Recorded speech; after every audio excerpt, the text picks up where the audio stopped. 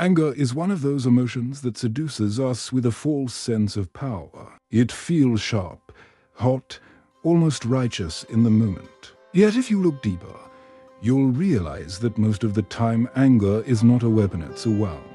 It's a wound that bleeds your clarity, poisons your relationships, and leaves you weaker than before. Here's the paradox. Anger feels like strength, but it actually makes you fragile. It ties your state of mind to the careless words or reckless actions of others. Think about that for a moment. Do you really want strangers, colleagues, or even family members to have that much power over your peace? Now let's challenge a few common assumptions. First, we often tell ourselves, if I don't get angry, people will walk all over me. But history and Stoic philosophy show the opposite. Those who master their temper command far more respect than those who rot. Second, we assume anger equals justice. I'm just standing up for myself, we say.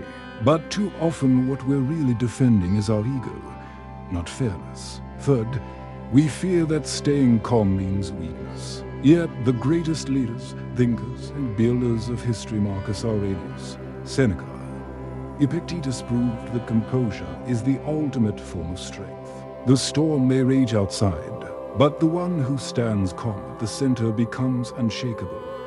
Marcus Aurelius once wrote, "You always own the option of having no opinion." What he meant was simple. You always have the choice not to be disturbed. A situation, an insult, or a disappointment, these things can only touch you if you let them. And this is where Stoicism gives us a roadmap. Think of your life for a moment. How many arguments, sleepless nights, or ruined days have come not from the event itself, but from the story you told yourself about it? Someone cut you off in traffic and you said, "They disrespected me." A coworker got credit for your idea and you thought, "This always happens to me." A partner spoke sharply and you decided, "They don't value me." The truth is, none of these situations carried that meaning on their own. You wrote that script, and once you see that, you begin to understand. Peace or anger is always offered in your own mind. This doesn't mean anger will never rise. The Stoics never denied that we're human, that emotions spark like fire. What they taught is that you can choose what burns and what passes. You can decide whether that flame consumes your peace or whether you let it flicker out. That's why today we're walking through 8 Stoic rules to destroy anger and upset forever. These are not abstract philosophies meant for ivory towers. They are battle-tested principles used by emperors, slaves, soldiers, and ordinary people throughout history. And they remain profoundly relevant in our world of constant noise, endless opinions, and quick tempers. Each rule builds on the last, creating a framework you can actually use in your daily life. We'll talk about how to separate events from the judgments you attach to them, how to prepare your mind for the flaws of other people, how to discipline that relentless inner voice that whispers resentment, how to hit pause before reacting, release insults before they poison you, and even transform obstacles into teachers. Think of this as training, not a what-I'm lesson, but a daily practice. Just as the body grows strong through resistance, the mind grows calm through discipline. And here's the good news. Every single test life throws at you becomes a chance to practice. Every rude comment, every traffic jam, every betrayal is not just a potential wound, it's an opportunity to build inner strength. I want to invite you into this journey with an open mind and a steady heart. I can promise you this. The road will not always be easy. You will stumble. You will feel anger rise again and again. But if you stay with me, if you learn to apply these 8 principles, you'll find yourself responding differently. You'll find that what once ruined your day now barely touches you. You will notice that people who used to control your emotions no longer have the keys to your peace. And one more thing, this is not just about theory. At the end of each principle, I'll give you practical tools, breathing practices, reframing exercises, daily reminders, things you can actually do starting today to regain control. So take a deep breath. Settle into this moment. And remember this truth. The greatest power you will ever hold is the ability to master yourself. That is the heart of Stoicism, and that is the path to a life of unshakable peace. Welcome to StoicCraft. Let's begin. Seneca once wrote, "We are more often frightened than hurt, and we suffer more in imagination than in reality." The same is true of anger. What truly unsettles us is not the event itself, but the meaning we attach to it. Imagine this. Someone cuts you off in traffic. The raw fact is simple, they change lanes quickly.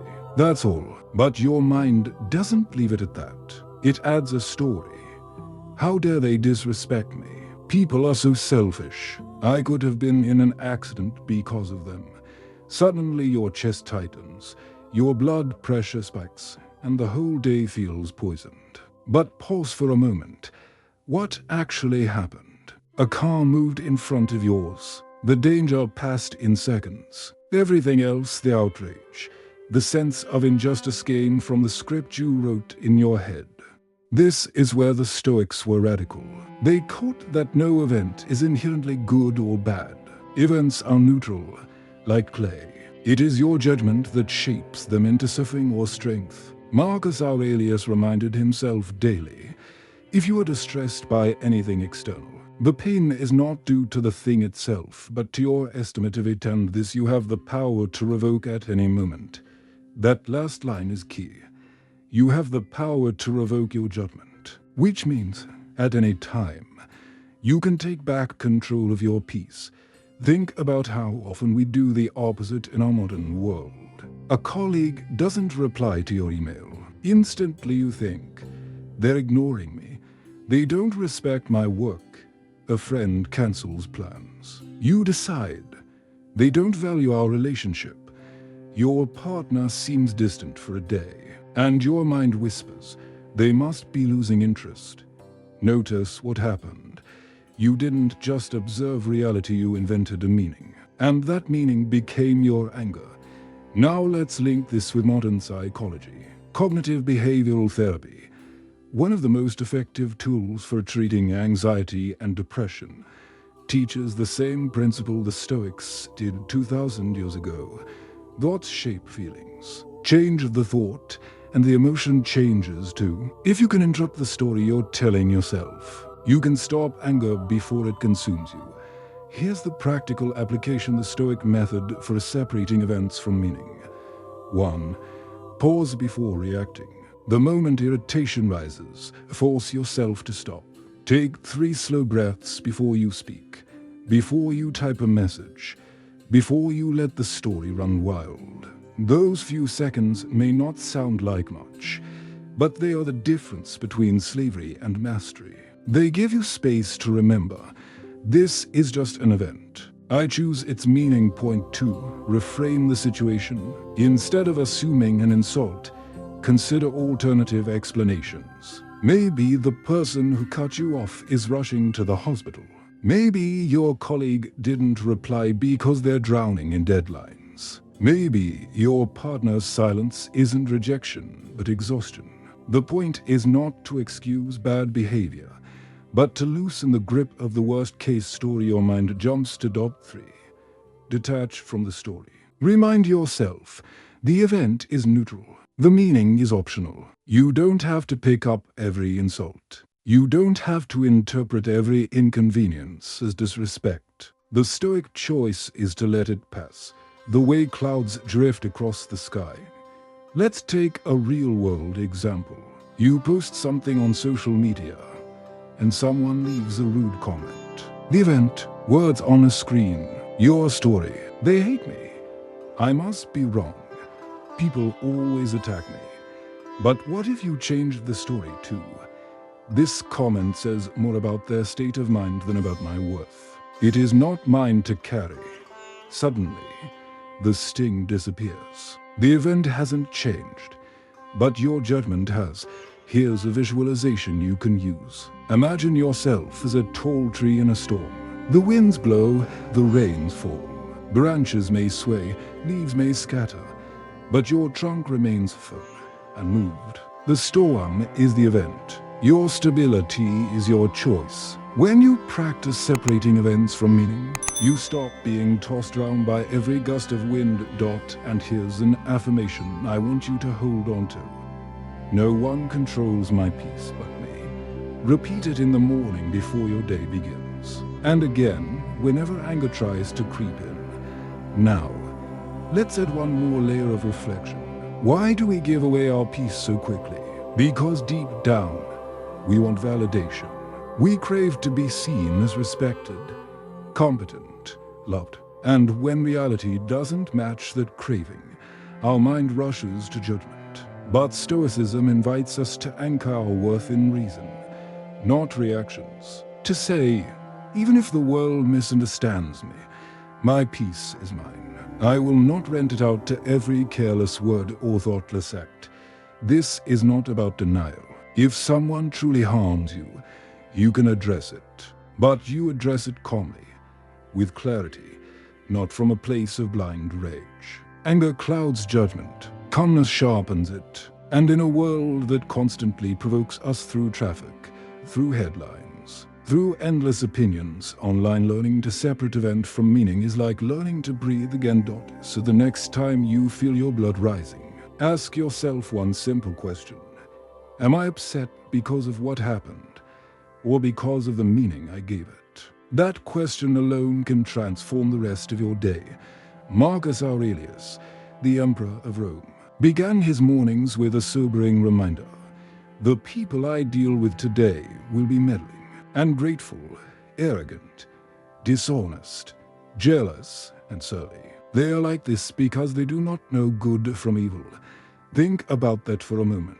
The most powerful man in the world did not begin his day expecting kindness or justice. He prepared himself for the reality of human flaws. He knew that if he armed his mind against disappointment, nothing people did could steal his peace. Most of us do the opposite. We expect people to act with fairness, honesty, and gratitude, and we are shocked when they don't.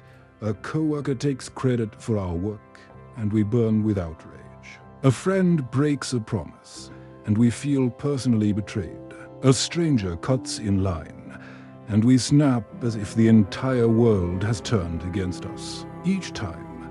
What makes the injury worse is not only the act itself, but our surprise that it happened at all. We live as if imperfection were rare, when in reality, it is woven into the fabric of human nature. The Stoics invite us to flip this script. They remind us that people will be selfish, careless, and sometimes cruel, not occasionally, but consistently. And once you accept that, you no longer suffer twice. Once from the act itself and again from the shock that it occurred. You are prepared. The betrayal arrives, but you do not collapse. The insult lands, but it does not cut as deep. It is not that you become cynical. Rather, you become steady. Just as you would not curse the sea for being wet or the wind for being cold. You stop cursing people for being what they are, human, with all the flaws that come with it. Modern psychology has given this idea a name: the expectation gap. The wider the distance between what we expect and what reality gives us, the more frustration and anger fill that gap. If you expect perfect loyalty, even a small disappointment feels like devastation. If you expect everyone to be polite, one rude remark can ruin your entire day. But when you accept imperfection as part of the deal, the sting softens. Life stops blindsiding you. The rough edges of human behavior no longer shock you. They simply remind you of a truth you already embraced.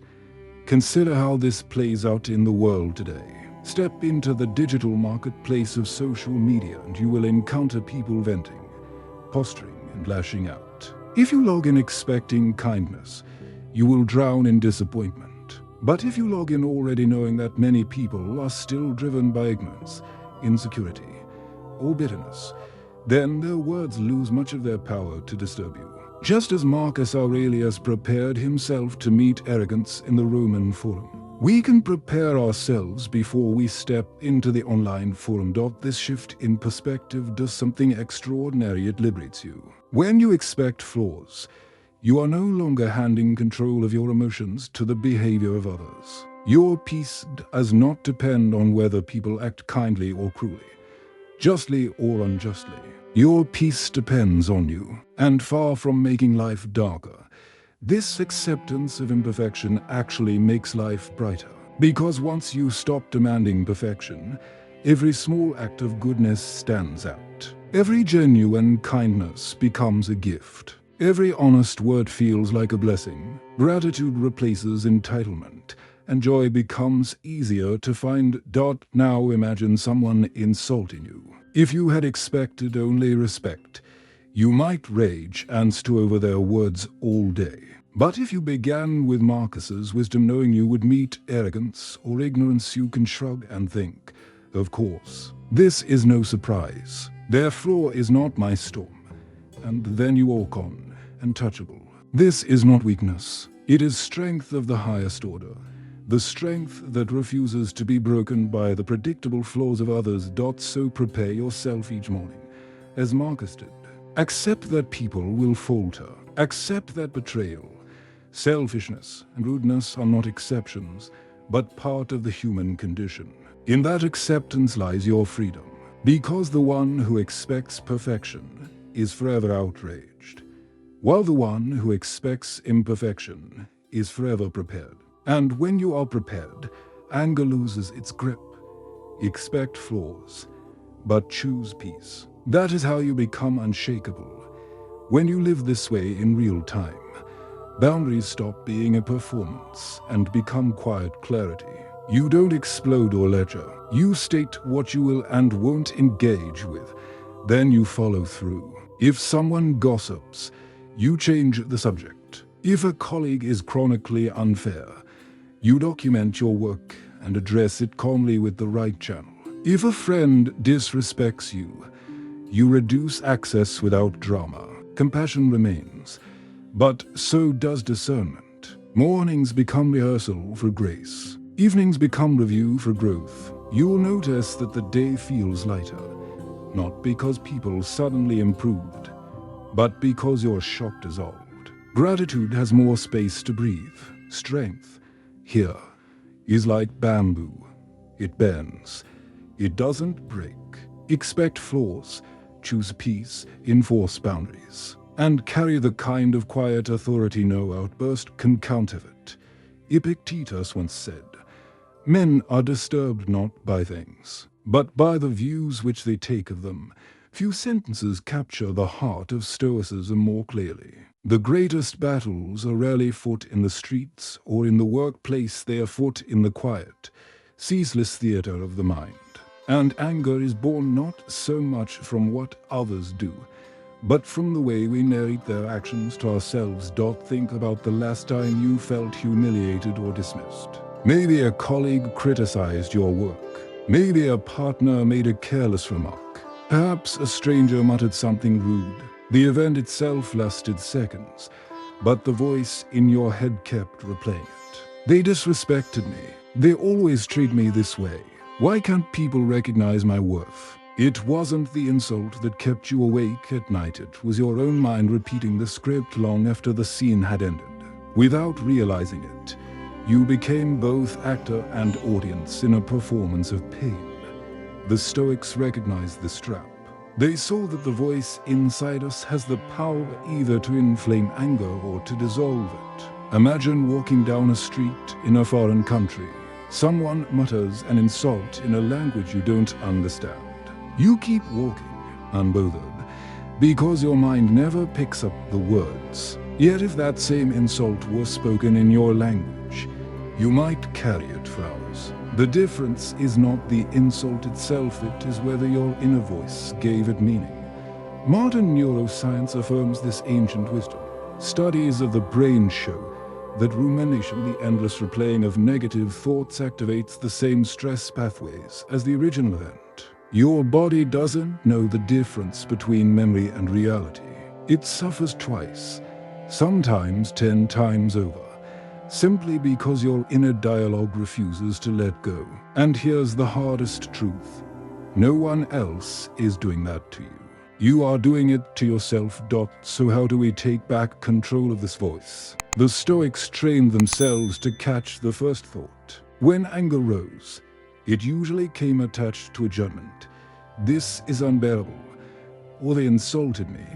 If you can notice that first judgment, you can stop the fire before it spreads. Think of it like intercepting a spark before it becomes a forest blaze. The moment you say to yourself, "This is just my interpretation, not the truth," you regain command.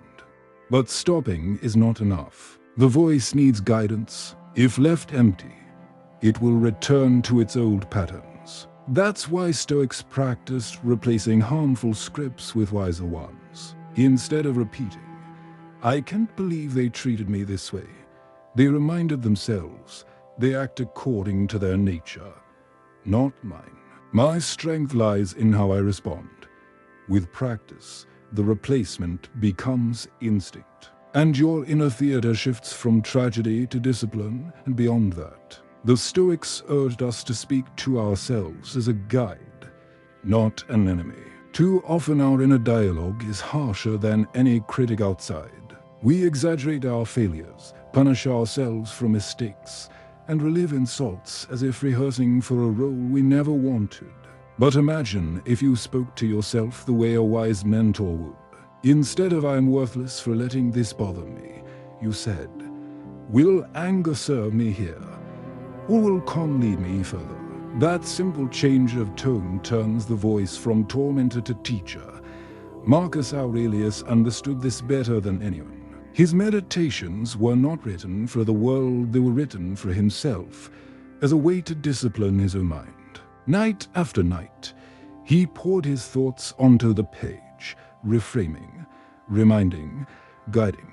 Journaling was his weapon against a runaway inner voice, and it can be ours too. Each time anger lingers, write it down. Ask, "What judgment did I add that made this worse? What calmer truth can I replace it with?" In time, the habit of reframing becomes second nature. Picture the mind as a theater. If you let angry scripts run unchecked, they dominate the stage, drawing every ounce of attention. But the moment you replace them with calmer scripts of reason, patience, perspective, the angry actors lose their spotlight. They fade into the background, unable to perform without your permission. There is a profound freedom in this practice. Epictetus once said, "You may fetter my leg, but not even Zeus himself has the power to break my freedom of choice." That freedom lies in the voice you choose to listen to inside your head. External chains may bind the body, but internal chains bind the soul. Break those, and no insult, betrayal, or setback can truly touch you. So the next time your chest tightens with anger, pause and ask, "What am I saying to myself right now?" Notice how quickly the story expands beyond the event. Then recognize the truth. It's not the world, not the person, not the insult fueling your rage. It's the voice in your head repeating the script. Change the script, and the fire begins to die. Mastering your inner dialogue will not make life free of challenges. People will still disappoint, insults will still fly, circumstances will still shift. But when you take command of the voice inside, those challenges no longer decide your peace. You decide. That is true Stoic mastery, not the silence of the world around you, but the silence of unnecessary turmoil within. Viktor Frankl, though not a Stoic, but deeply aligned with their wisdom, once wrote, "Between stimulus and response there is a space. In that space is our power to choose our response. In our response lies our growth and our freedom." The Stoics understood this centuries before him. Anger thrives on immediacy. It feeds on the quick snap, the instant reply, the unthinking reaction. But the moment you create even the smallest pause, you rob anger of its power. Think about how quickly most of us react. Someone insults us, and we lash out within seconds. A driver cuts us off and our horn blares before the thought even registers. An email arrives with harsh criticism, and we fire back a defensive reply before we even read it twice. This is the pattern of slavery enslavement, not to other people, but to our own impulses. To the Stoic, true mastery begins when you can insert distance between the spark and the flame. Marcus Aurelius reminded himself daily, you have power over your mind, not outside events. Realize this, and you will find strength. That power begins not in grand gestures, but in micro moments. In the half-second where you could speak, but stay silent. In the 3 breaths you take before answering. In the deliberate act of delaying what your temper wants to do immediately. Each of those pauses is proof. You are not an animal driven by reflex, but a human being guided by reason. Consider a simple example. Someone insults you in front of others. The impulse is instant: defend yourself, attack back, shut down. But what if in that moment you took a breath, felt the ground beneath your feet, and reminded yourself, their words cannot harm me unless I let them in. Suddenly, you are no longer dragged into their mud. You rise above it. Or picture being stuck in traffic, late for an appointment, frustration bubbling in your chest. Normally you might slam the horn, cuss under your breath, and let the whole day sour. But if you pause, inhale, exhale, remind yourself, this is outside my control, but my peace is not. The storm passes. The traffic jam remains, but you are free. The beauty of the pause is that it unsettles others as much as it steadies you.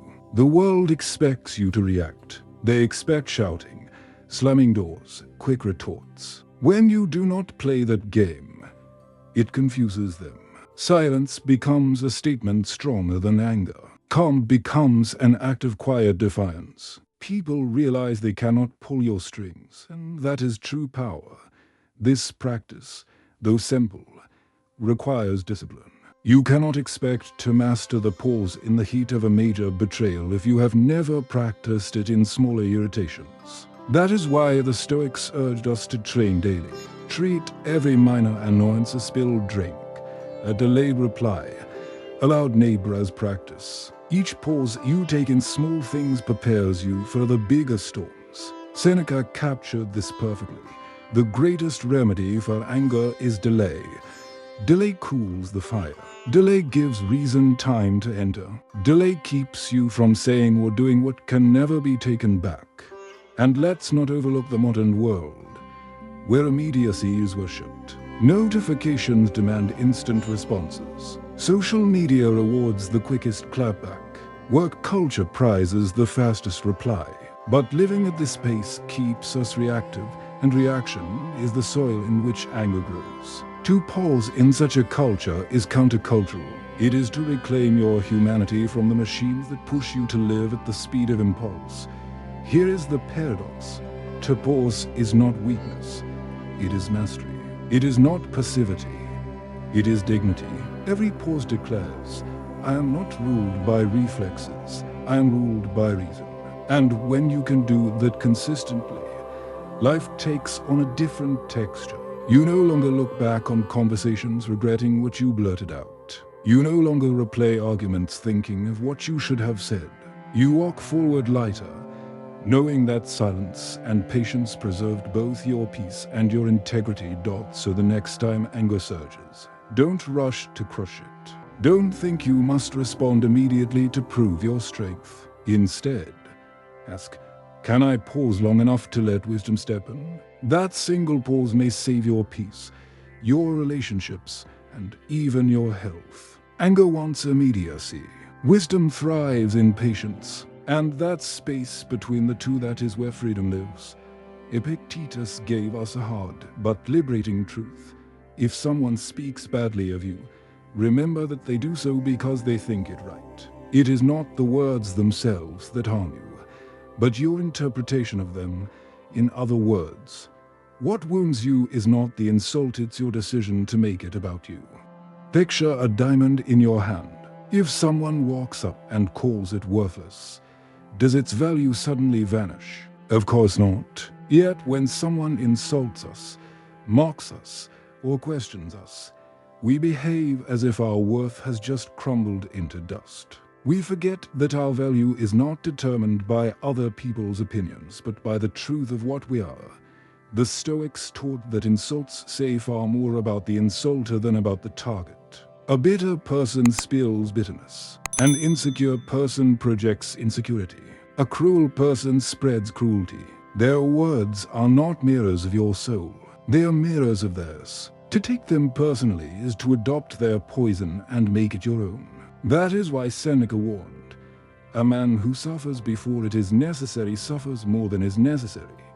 The first wound is their insult. The second wound is you replaying it in your mind. Why accept the second wound? Why keep picking up a burning coal that can only scorch your hands? Imagine this in everyday life. A colleague makes a snide remark in a meeting. You carry it all day, replaying the tone, the smirk, the laughter. By evening, they have moved on, but you are still burning.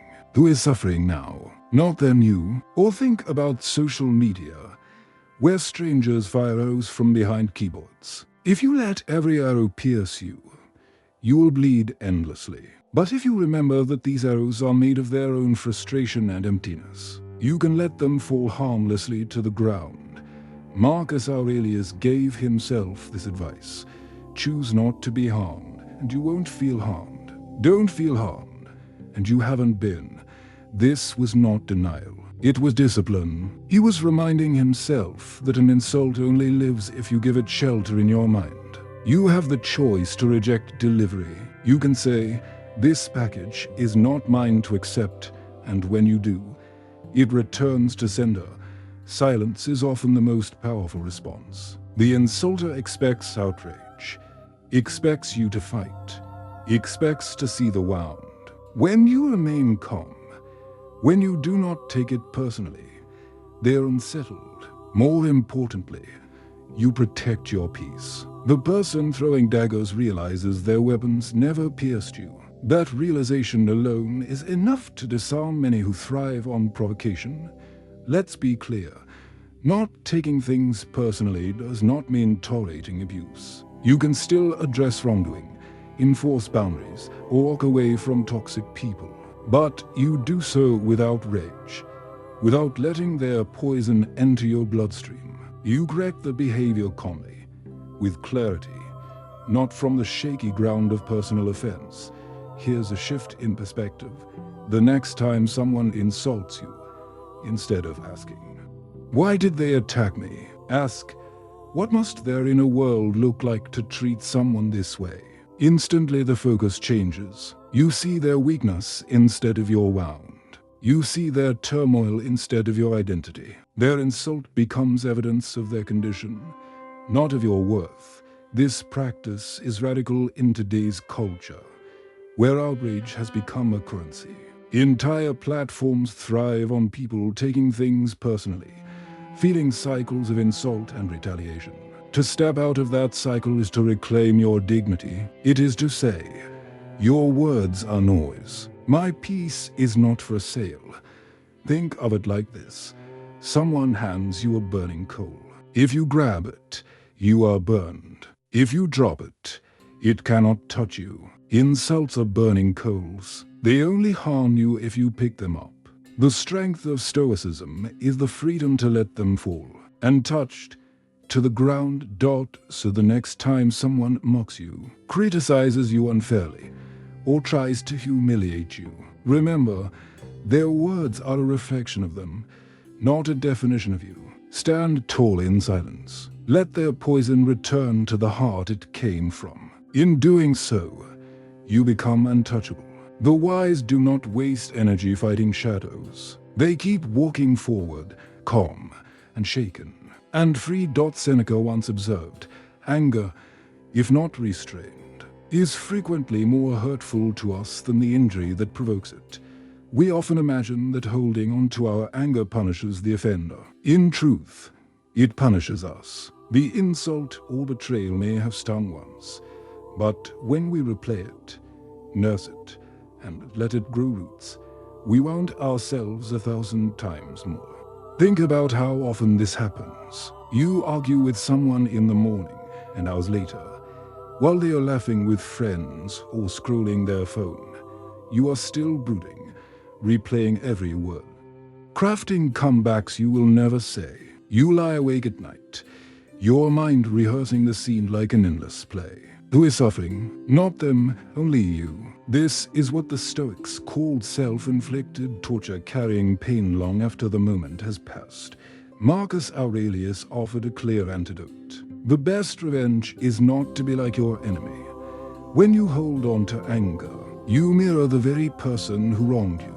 You become sharp-tongued because they were sharp-tongued. You become bitter because they were bitter. But when you let go, you rise above them. You reclaim your dignity. You show that your peace cannot be stolen, even by those who tried to harm you. Letting go is not passive. It is an act of strength, an act of freedom. Picture anger as a burning coal in your hand. The longer you grip it, the deeper it burns into your skin. Yet so many of us clutch it tightly, convinced that somehow the other person will feel the heat. They don't, only you do. The Stoic way is to drop it quickly, before the burn becomes a scar. Of course, letting go is easier said than done. The mind clings to grudges by disguising them as justice. We tell ourselves, I'm not angry. I'm just standing up for what's right. But the line between justice and ego is thin. True justice can be pursued calmly, rationally, with clarity. Anger rarely achieves that. It clouds judgment, escalates conflict, and often leaves us ashamed of our own behavior. To act with justice, you must first drop the anger. The practice begins with honesty. Admit when you are carrying anger. Name the weight. Say to yourself, I am holding this resentment. Often that acknowledgement alone creates space to release it. Then remind yourself of the Stoic principle of the second wound. The first wound is what they did to you. The second wound is what you do to yourself by holding on. Why suffer twice? Refuse the second wound. Next, shift your focus from resentment to action. If there is something you can fix, fix it. If not, accept it and move forward.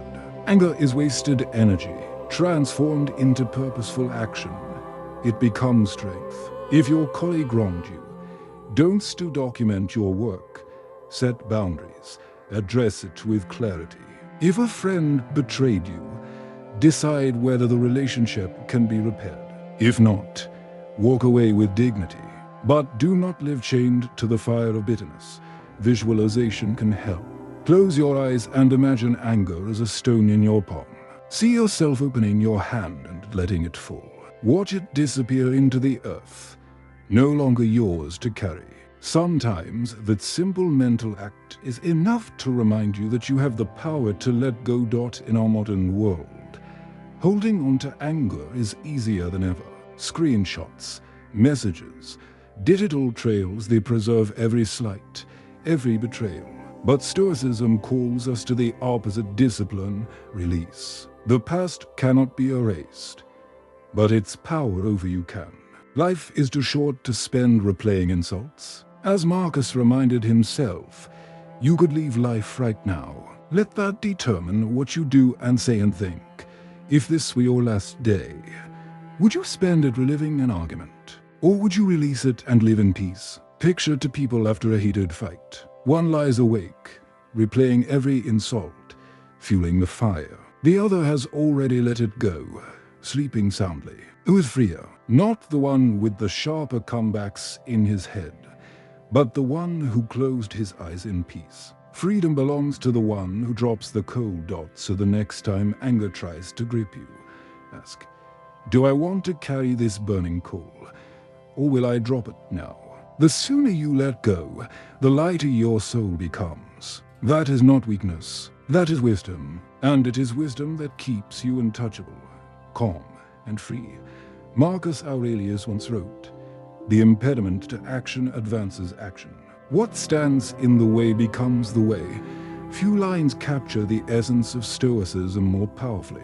Obstacles, the very things we curse as enemies, are in fact our greatest teachers. Anger rises because something blocks us, frustrates us, or wounds us. But what if the very thing we label as an injustice was actually the training ground for strength? Think about anger for a moment. Why does it ignite so quickly?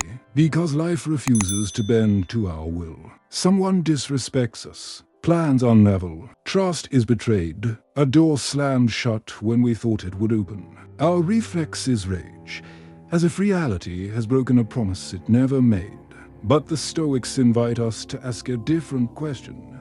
What can this teach me? That shift turns fury into fuel, chaos into classroom. Seneca taught that difficulties strengthen the mind just as labor strengthens the body. Muscles do not grow without resistance. Character does not grow without setbacks. If you never faced betrayal, how would you learn resilience? If no one ever insulted you, how would you practice patience? If life never disappointed you, how would you cultivate acceptance? Every obstacle, properly understood, is a lesson disguised as hardship. Take betrayal as an example. The common response is rage days spent obsessing over the offender, replaying their treachery, plotting revenge. But the Stoic response is different. Instead of drowning in bitterness, you step back and ask, what does this reveal about human nature? How can it sharpen my judgment, strengthen my boundaries, deepen my resilience? Suddenly the betrayal is no longer just a wound. It becomes a teacher. Or think of failure, losing a job, missing an opportunity, stumbling in a relationship. Many collapse under the weight of disappointment, but the Stoic sees it as training in acceptance, an exercise in humility, a moment to redirect energy towards something greater. Marcus Aurelius himself lived this truth daily. As emperor, he faced wars, plagues, betrayals, and endless criticism. He did not rage against the unfairness of life. Instead, he wrote to himself, "The obstacle on the path becomes the path." He used every difficulty to strengthen his soul. If the most powerful man in the world could treat obstacles as teachers, then surely we, in the small storms of daily life, can do the same. Modern life offers endless chances to practice this discipline. A delayed flight, a harsh comment online, a project collapsing at work, each one is a test. Will you let it drag you into anger, or will you treat it as training? The truth is, anger adds nothing. It doesn't solve the delay. It doesn't erase the insult.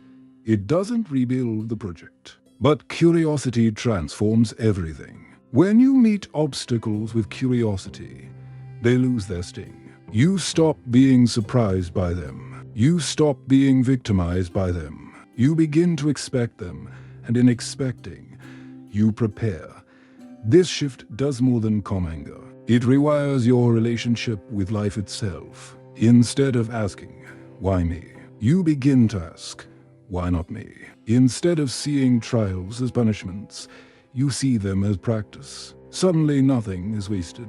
Every insult is endurance training. Every disappointment is an exercise in patience. Every frustration is a lesson in acceptance. Life stops being an enemy to battle and becomes a partner in growth.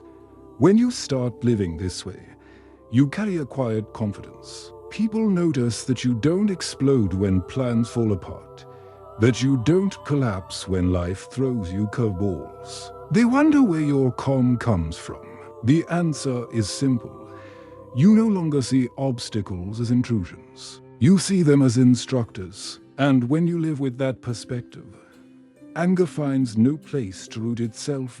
So the next time you feel rage rising because life did not go your way, stop and ask, what lesson is hidden here for me? That single question transforms the problem into a teacher.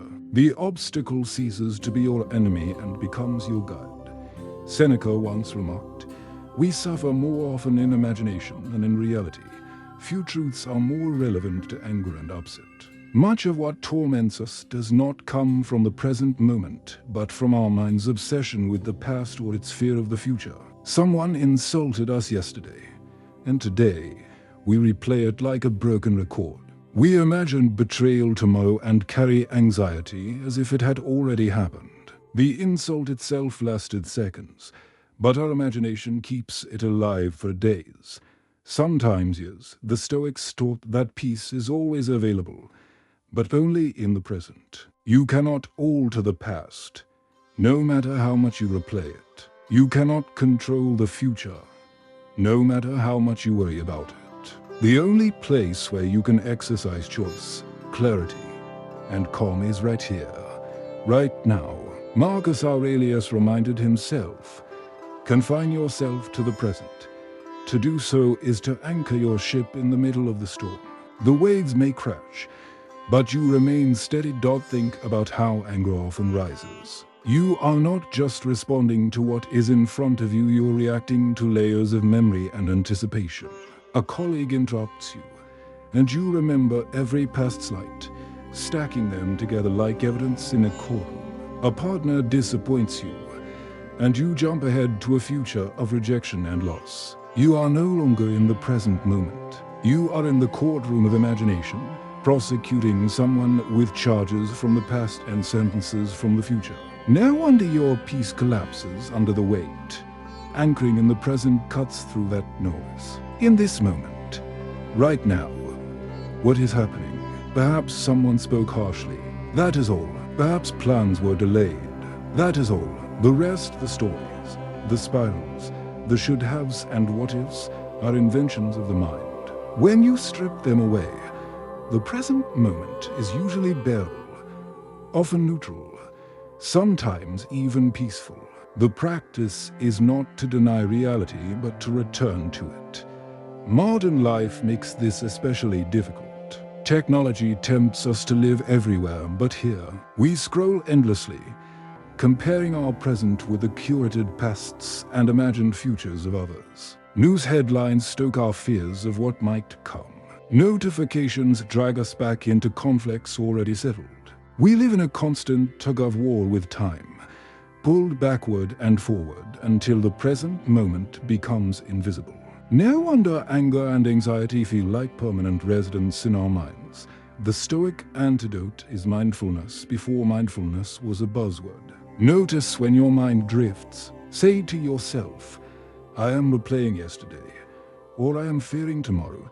That awareness alone anchors you. Then use your senses, feel your feet on the ground, your breath moving in and out, the sound of your surroundings. The present is simple. It does not insult you, betray you, or disappoint you. It simply is. This shift has practical power. Imagine you are stuck in traffic. Your mind races. I'll be late. People will judge me. The whole day is ruined. But what is happening right now?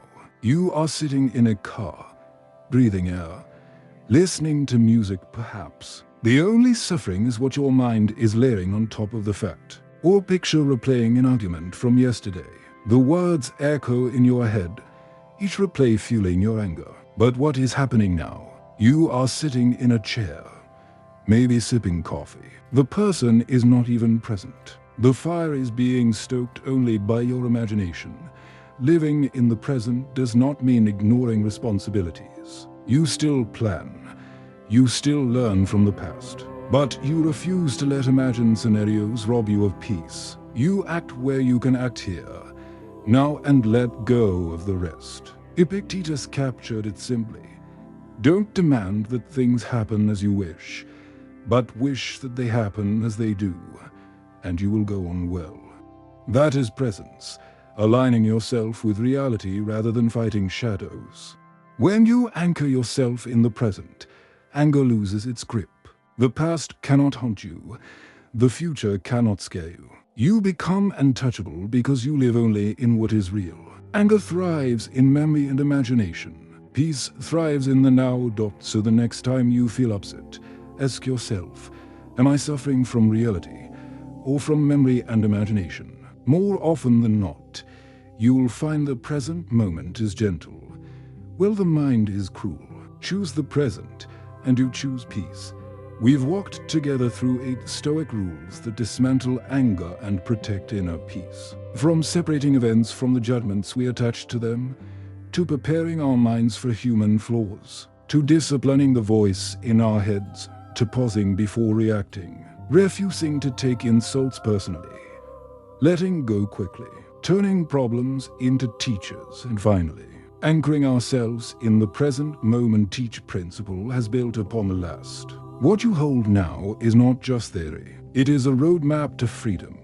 The Stoics were not naive. They never promised a life free of hardship, betrayal, or insult. They promised something greater, the ability to live unshaken despite them.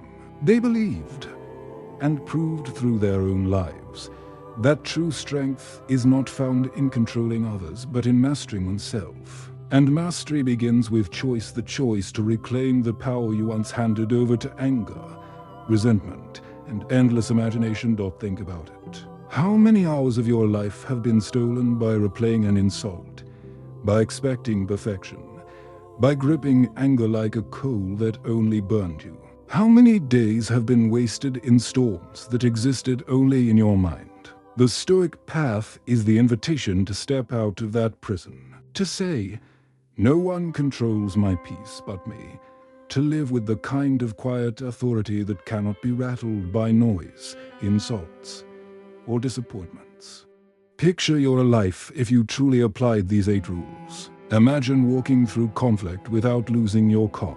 Imagine handling betrayal with clarity rather than bitterness. Imagine turning obstacles into lessons, setbacks into practice, and insults into mirrors reflecting the weakness of others rather than wounds upon yourself. Imagine finally discovering that the present moment, stripped of stories and shadows, is enough. That is not fantasy. That is the real freedom Stoicism offers. And here's the deeper truth.